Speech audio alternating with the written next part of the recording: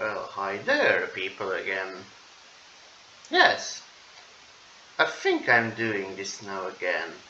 Quite a lot now. Because I have the feeling to do. I'm Mr. Norbert 1994 and I'm trying to make content on this godforsaken website. And now today's specimen is going to be a Japan-only game made by Arc System Works, if I'm correct. And it is it, yes.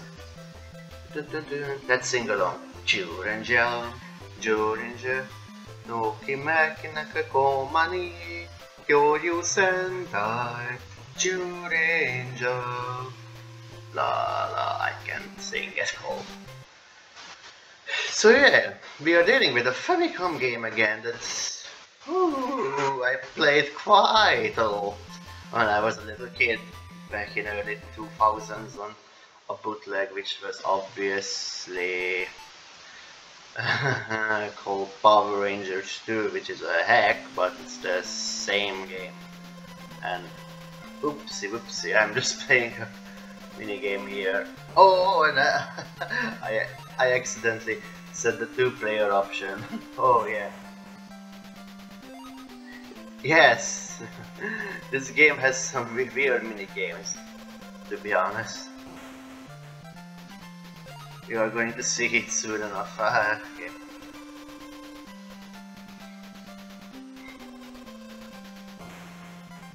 I'm not really know a lot about the show itself, on if it ran in Japan and it was quite popular. Really, that's all.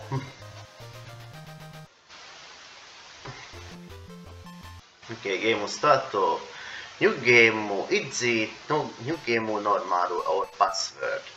But you won't going to need passwords for this game because you don't need passwords for this game, and you're gonna see it soon enough why I said that. Okay, so here is Bondora, I believe. And this is Gorza. I really don't know the characters that much. Shame, I know. So yeah, this is a 2D side-scroller platformer, as you can already see now, and basically what the difficulty option means in this game is that in normal mode you get less of these red-shaped coins that you have to collect to have a power-up? I'm not exactly sure what's the point of really collecting these, because there are in every single level where there's going to be a hut there where you can obtain a better weapon, and it's actually needed for the boss fight. So right now I'm here in this aforementioned hut, and what I got here is like a pair of knives or something. It's really awkward to handle, as you can see on that spider thingy, which shoots knives at you. This is a platform that leads really nowhere, so it's more like a prank than anything else. There is this rock looking guy. Is there anything? No. Oh, there is the last one that you need to collect. Also, notice how many that I don't really have way too many extra lives to begin with.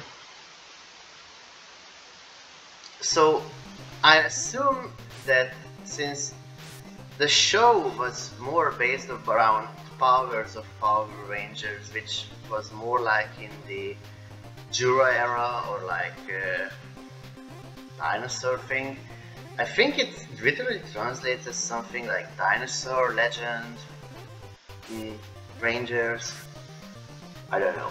But basically this show was the main concept in the United States for the Mighty Morphin Power Rangers and the Power Rangers race. That was all the rage back then. I'm not exactly sure it was ever broadcasted in Europe or in the country where I live, so I'm not exactly sure about it. But but maybe in 2000, 2010 on Jetix, I think maybe they showed it for the first time. Really, I am not... Oh crap, and I just died. I mean, the stages itself ain't too difficult, nor the whole game is way too difficult, but it can catch you off guard if you don't pay attention. And so that was level 1. Kurt says something, something, something. And now here's an important part. This Green Ranger is going to challenge you if you want to participate in a minigame. And this minigame right now is pretty pathetic, to say at least. It's it's basically just Pong on your Famicom. I mean, really? Oh, are you can be serious?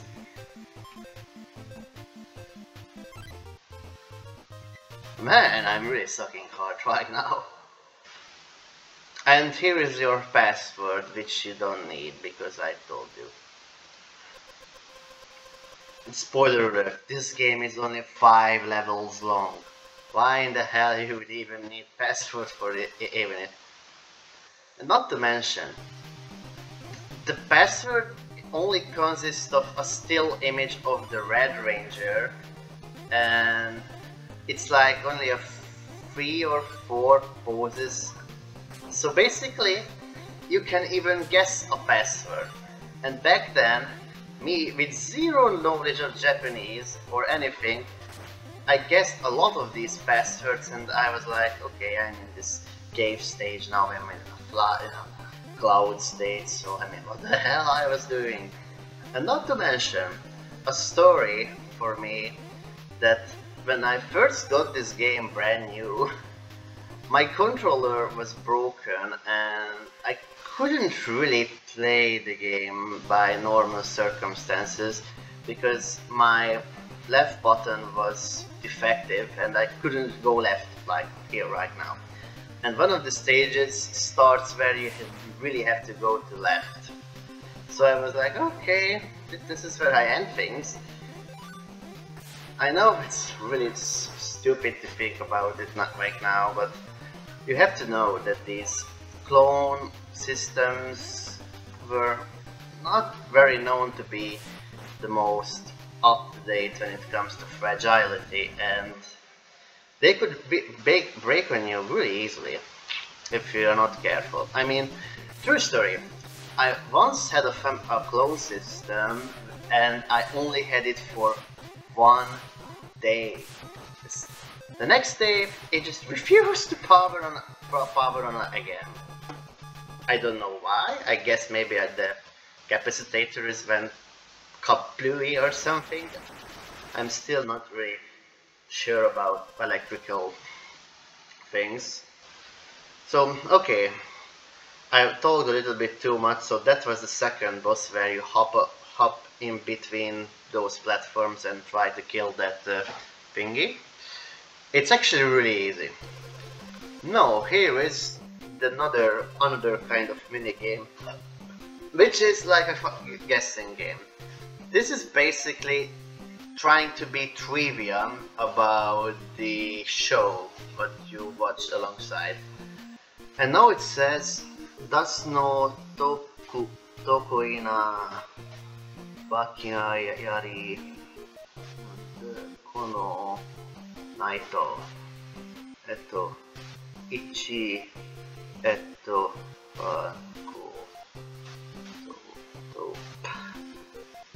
I really have no idea. And I was wrong. Really, this is just guessing game, and to my knowledge, even if you guess the right trivia questions, you still don't get anything for it, like a special ending or any kind. Trust me, I tried this years and years and years ago, and there's really no extra reward for it, which is kinda shitty, to be honest. I mean, I know the fact that this is a 1992 game and it wasn't really a proper the Famicom wasn't really the most focused on platform to develop for, but I mean, if you really wanna make a goddamn game, then at least be functional for crying out loud. As for the game's rarity, if you are those collector type guys, like myself, I mean, I'm not the kind of collector that can buy anything what they want, but I can buy some games. I mean, I have a decent amount of collection when it comes to games. So yeah. No, this is stage number 3. And yes, this was the part where I couldn't play it when I was younger because my D-pad was broken. It's really funny if you think about it. And that was my phone. Please shut up. And now I get this. I'm not even trying to attempt to figure out what the hell it is called in English. This weapon. Let's just say that. And probably it's actually one of the better ones to use throughout the game, but again, as I said, but it's kind of sucks that you can only use these weapons only on one stage with its ranger.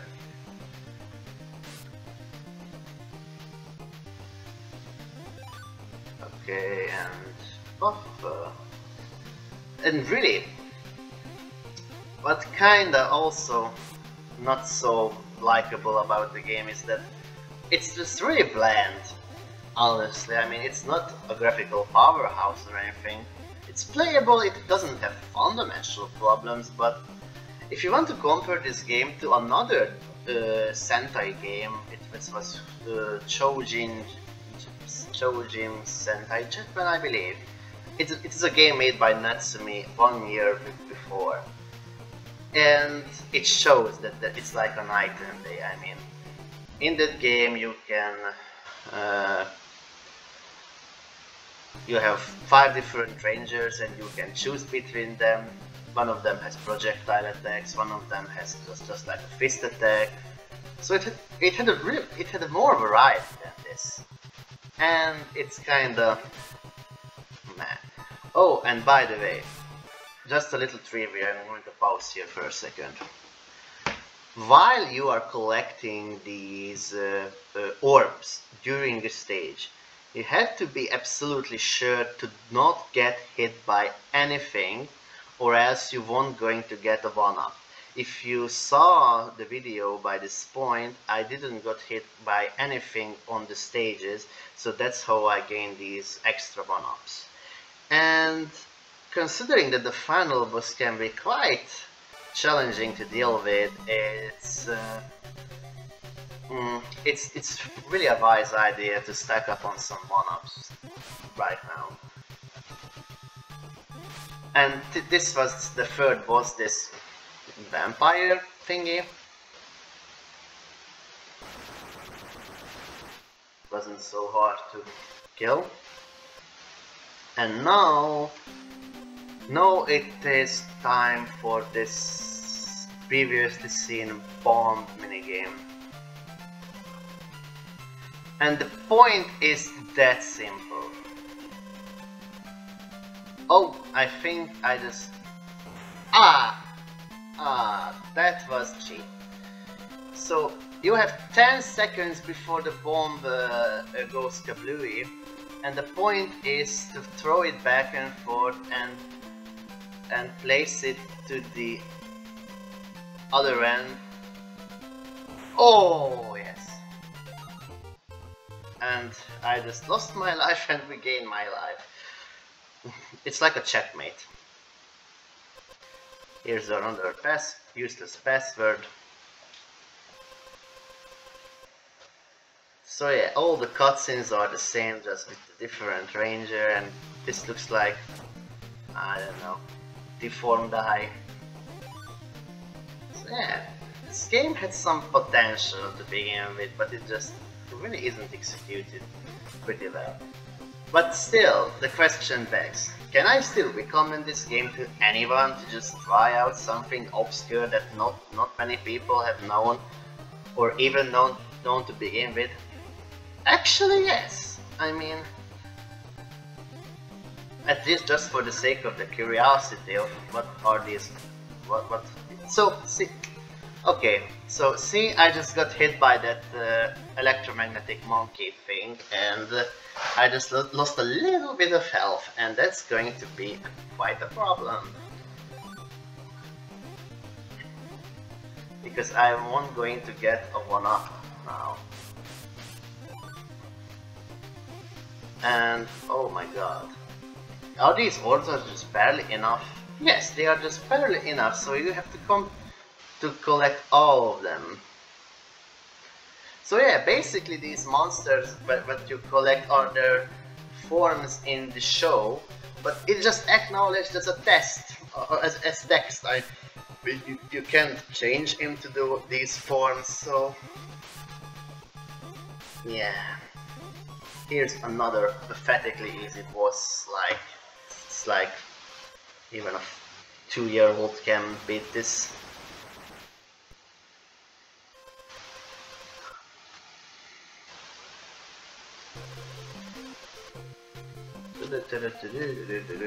Pirate.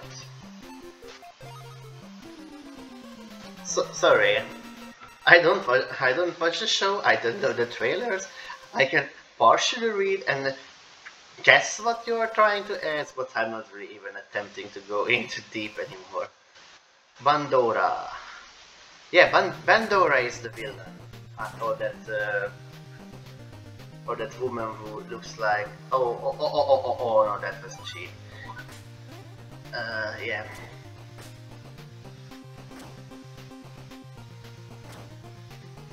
So here's this enemy that I just killed, who just rolls into you. So yeah, if you look at the floor tiles...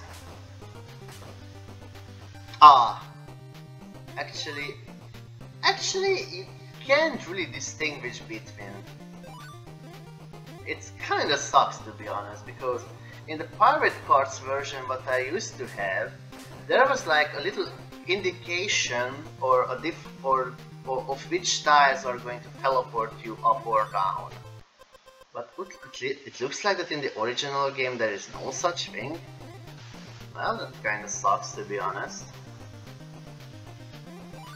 So basically this is the very last level. I mean, okay, so can you see? This switch is going to activate that platform because there is this wall here. So I jump on this. I said I'm gonna jump on this, and yeah, it is totally random and it just all comes down for memorization.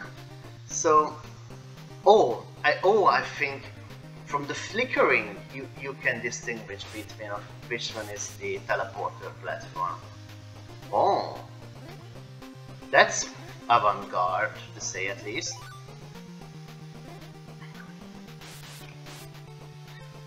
So yeah, a rare instance when the pirated version of some game is a little bit more, makes more sense than its original one. Oh, and because of that I just missed that one of those stupid orbs, and now here's the final boss, and yeah, she is literally impossible to kill her without losing at least one of your lives. But if you smash the turbo controller, it's just a matter of seconds. This is the end of the game. Bandora is pissed again. Blah blah blah blah blah, and happy music. And that was it. Kyouryuu Sentai Juuranger for the Famicom. Producer Jushi. Design Okamoto Araki Takaniba. Programu Ufuda Suriru Shitsu. Hiarakuta